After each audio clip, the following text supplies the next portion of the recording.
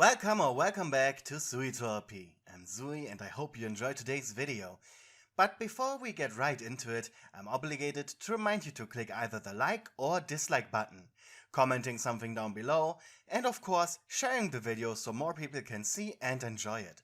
This is very important as it helps with the YouTube algorithm. I want you to know that your help is greatly appreciated. If you have any suggestions or ideas for a story, my Discord link is in my link tree that is down in the description, as well as my Patreon and Ko-fi for any donations you may want to send my way. Every cent counts. Anyways, I hope you enjoyed today's video.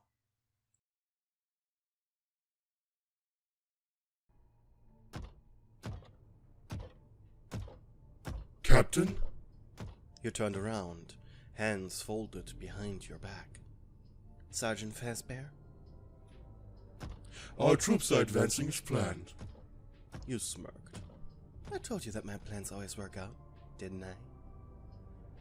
The sergeant bowed before you. The skirmish had already lasted for 30 minutes now. The mission was simple. You drop in with your squad in an alien-filled space station and take back control of the primary facilities. What you didn't expect was the sheer amount of green bastards firing their blasters at you and your units. At the moment you were still in your dropship, giving out commands to both your units in battle, but also the reinforcements you were ordering. You took a sip from your tin flask that was hanging on your belt. Your PDA was connected to the facility's camera. It allowed you to observe the alien menace and your own soldiers as they were battling it out. Your eyes narrowed. Something was wrong, despite Freddy's reports. And quickly you typed in a command into your PDA. What's wrong, Captain? They're actually pushing back. Angrily you grabbed one of your own blasters. Well, that alien scum hasn't seen the last of me, you growled. Captain, I have to remind you, if you die out there... I won't. Well, you better, because if you die we lose and have to reset the game. You blinked. Right. You almost forgot. This really was an immersive game, wasn't it? The Pizzaplex was closed. Not because of a fire for once. And also not because of a police investigation. No, the Pizzaplex was closed because today was Maintenance Day. It happened once a month. During this time, on-duty engineer Kevin, a lovely man in his 40s with a passion for machinery, the on-site mechanic, some lazy guy who spent most of the time in the employee lounge anyways, he simply saw Maintenance Day as a free paycheck, and you were the only humans inside the Pizzaplex. A day shift guard, all too eager to work specifically today. As the name implied, Maintenance Day was the day where every animatronic in the Pizzaplex, including staff bots, had a full routine checkup on both their endoskeletons and their shells. Cash-wise, for all employees chosen for this procedure, it was just another day. But mentally, it wasn't. There were no screaming customers, no emergencies like a vomiting child. But also, most importantly, since there was no one around, you could play a phaser blast for free and without the fear of getting yelled at by your boss for wasting company time. So after Freddy had finished his repairs, which luckily was just a simple adjustment to his eyes, and in your foot, how he broke that you didn't know, you had decided to spend the day with him. Mostly out of curiosity of what the animatronics did during the day when there was no customer around. And as it turns out, they still followed their primary routine. First had been Gator Golf. For the first of the two daily rival Gator Golf battles with Monty. But since the Gator was currently the one being repaired, it just turned into a friendly game between you and Freddy. And then it was time for Phaser Blast. To prolong the game, you used a special power normal customers didn't have. And that was control over the security bots and the ownership of a security tablet that allowed you to see the cameras. However, it seemed as if the security bots weren't the tactical geniuses you expected them to be. They weren't programmed to take cover, unlike the alien bots. It was fun though, and maybe you had gotten a little too into it. You returned your attention to your sergeant. Well, you forget one thing. Dramatically, you took hold of your Phaser Blast helmet and put it on. The Phaser Blast helmet was a simple thing just to register hits, so not really needed, but it also shielded your eyes from the lasers, and you really didn't want to go blind. I'm a human. Your gun in your right, your security tablet in your left. You were about to march into Phaser Blast when an idea came to you. Inside the attractions lobby, you took a right into the armory. A small room that had a couple of phaser blasters, grenades, and other shenanigans. It's very intelligent to stock up on ammunition, Descartes. However, it is against the rules to have more than one grenade and more than 2 blasters with you at all times. You sighed. I know. Just... You picked up a first aid kit from the wall. Sergeant, you said after fiddling with it a bit. Take the first aid kit. Your smile was almost evil. Freddy's ears dropped for a moment. I apologize, Descartes, but I'm not allowed in Phaser Blast. It is considered cheating. You puffed up your cheeks. It's just a goddamn medkit. What if I fall and scrape my knee? The robot thought for a moment. I guess that makes sense. Sure. Not like I can manipulate the game that much with just a first aid kit, right? With a wide grin, you now pushed Freddy forward. Very nice, very nice. Let's go already. All warfare is based on deception, you muttered as you marched through the battlefield. Thinking of Sun Tzu quotes really seemed fitting right now. Turning, you looked behind yourself and called out to Freddy. Sun Tzu said that, I think. Very intelligent Chinese guy. Descartes, I feel like calling him a Chinese guy is a little insensitive, responded the bear with concern. Gun and PDA in hand, for sheer streak of luck, you reached the front line of the invasion. You were ducking behind cover, your security bots bravely firing into the mass of alien bots. Moral fading, responded one of the machines. Initiating. Oh, no, you don't. We are not pushing back, you shouted at the robot. Calculating chance of victor. Pew! The robot went limp for a moment before quietly returning to the respawn area of Phaser Blast. You had just shot it in the head. Keep that in mind, you maggots! Deserters will get shot! Freddy looked at you disapprovingly, but you were way too into it to notice. Morality restored, said another of the robots affirmingly. However, despite your valiant efforts, you quickly realized that there really was way too many alien bots for your slowly returning security bots to handle. And why you set this scenario up on very hard was a mystery to you now. It was effectively a stalemate, and you weren't about to lose it with some reckless move. Unless... You reached into your pocket. You had taken one of the Phaser Blast grenades from the armory. The way the grenades worked was that after being thrown, they let out a signal to surrounding players and bots, indicating heavy damage. They were rarely used, mostly due to it being considered unfair. However, when the setting was at high for a Phaser Blast match, they were allowed to be used. But just one wouldn't cut it. For now, it would allow you to get rid of a few of their blasters though, so you could actually see what you needed to do.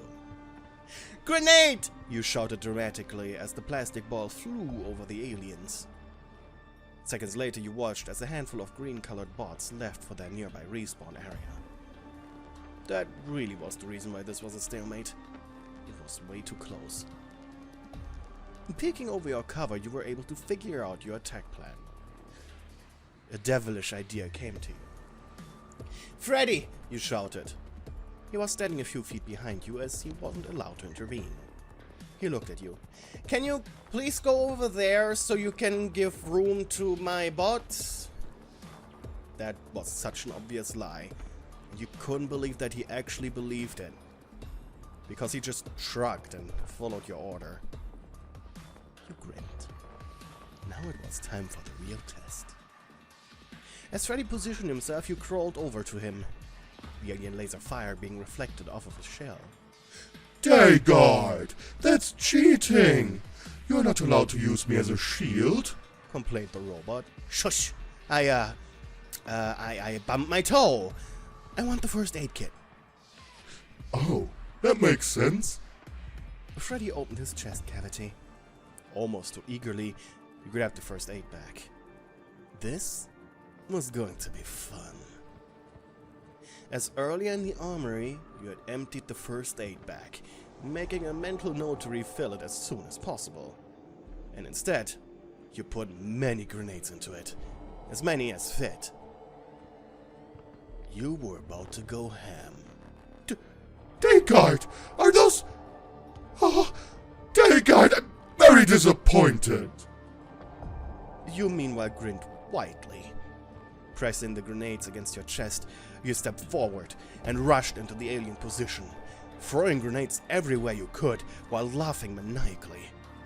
Chaos erupted as many robots bumped into each other to respawn. Yet still, you were throwing the plastic balls like your life depended on it. Well, technically it was. As soon as you stopped throwing, you'd get shot. And once you ran out, you pulled out your two blasters, rushing deeper into the alien position. And heart racing, you took hold of their flag minutes later, raising it with a pride-filled heart. This sector was yours, leaving only one more to take. And with the battle being fought at two fronts now over, the sheer amount of security bombs overwhelmed the poor aliens. And you triumphantly stood atop Phaserblast, shouting triumphantly, "Remember, Freddy! All warfare is based!" I can hear you, Dayguard. I'm right behind you. A white grin plastered your face.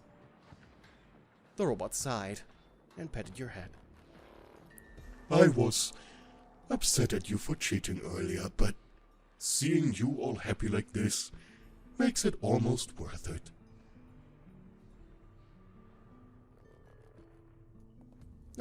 Come on, Freddy. I had so much fun, and isn't that all that matters? I have to remind you, if there had been customers involved, they would not see it that way, but, fine. What do you want to do now? I want a milkshake.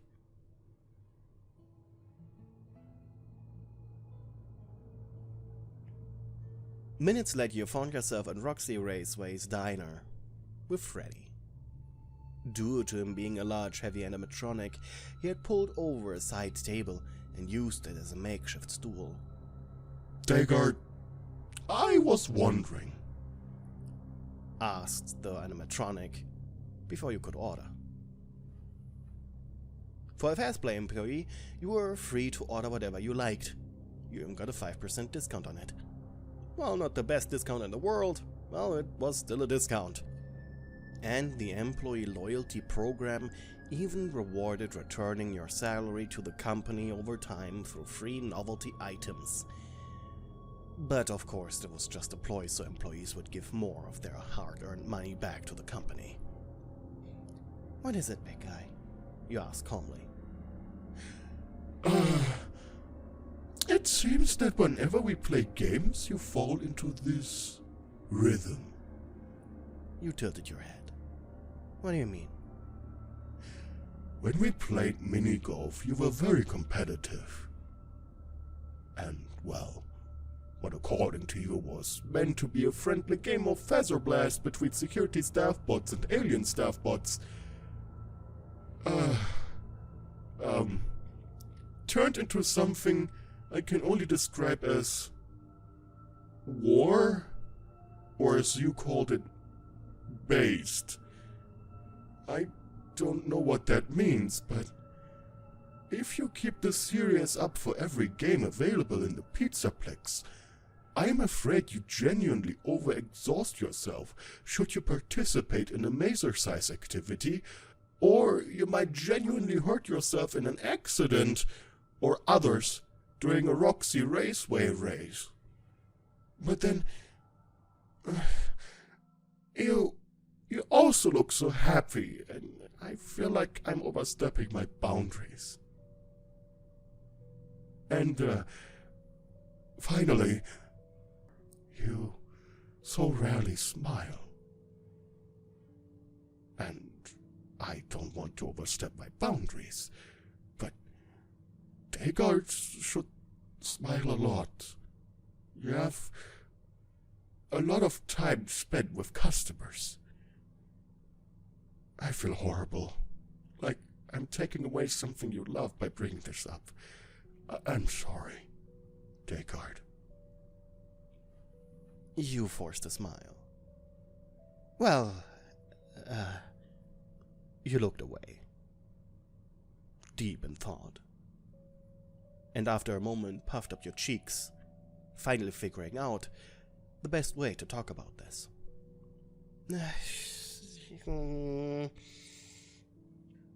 I had ambitions before I worked here. I wanted to become an artist.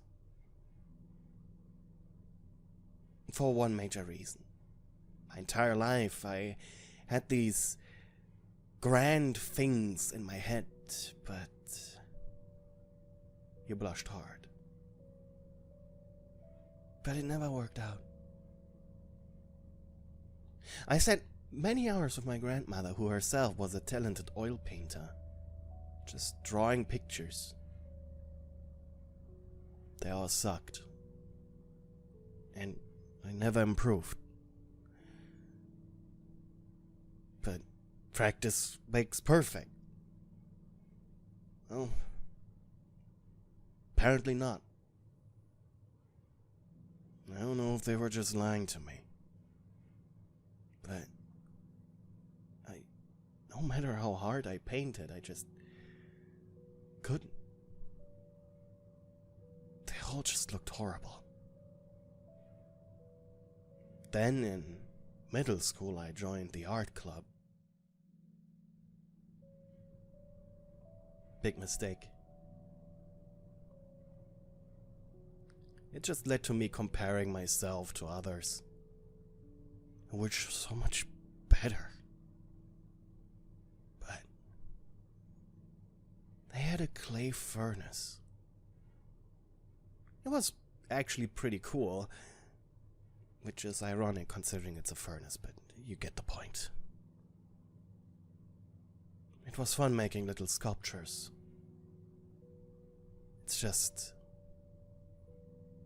He looked away from the animatronic, who himself was quickly realizing the rabbit hole he had just uncovered.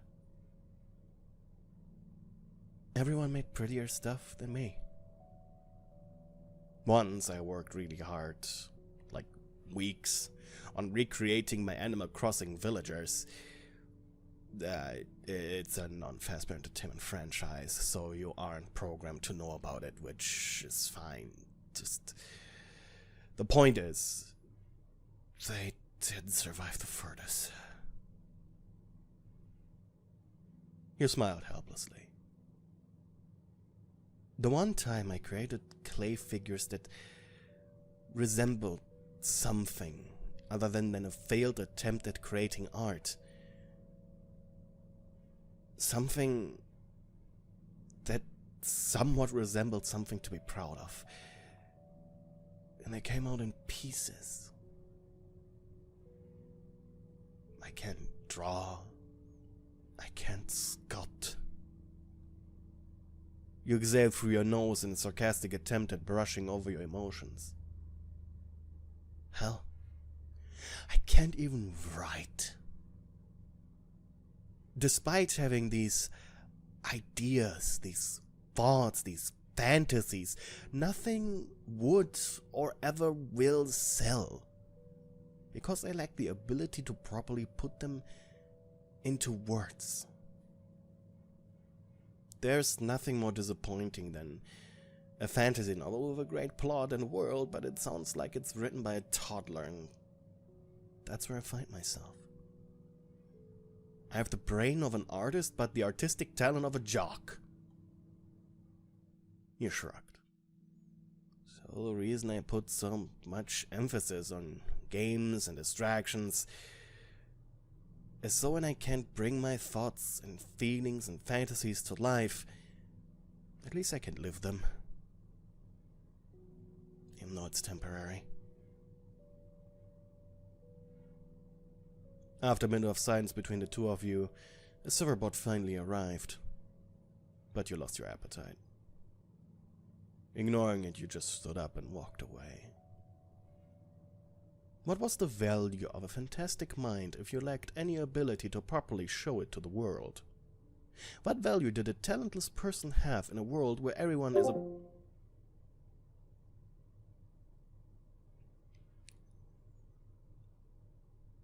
What was the value of a fantastic mind if you lacked any ability to properly show it to the world? What value did a talentless person have in a world where everyone is a prodigy in at least one thing and is therefore able to sell it? The answer was working a dead-end job and hoping that food and distractions could keep you going. When you got out of your depressed days, you had realized you had wandered straight through the entire building and were now in the middle of playing an arcade game in the Western Arcade. But what got you out of it wasn't the game. It was the vanilla milkshake that now stood atop the machine, and the orange arm that was leaning against the plastic arcade shell. I was thinking something, Descartes, said Freddy as your gaze shifted to the bear. Humans have problems I as an animatronic cannot begin to fathom. To tell you the truth, all I really can understand here is that you are in pain, and I am programmed to try and relieve pain at all costs, as long as it doesn't affect the company's earnings. Freddy then took a step towards you, and as he was towering over you, you felt incredibly small. He then got down on one knee and embraced you. Your heart jumped. It doesn't matter if you're talentless, he said. What matters is the decisions you make for yourself in the end. A great thing about being human is the fact you can decide for yourself. It is something machines like me will never be able to do. He then tapped his head with his finger. See what I mean? What I'm saying right now should be distressing to me. But it is not. It is a fact I'm programmed with. So, please, Descartes, continue being so competitive in Minigolf and Feather Blast. It makes you happy, and doesn't affect Fazbear Entertainment in a negative light or break any laws. And that is all that matters.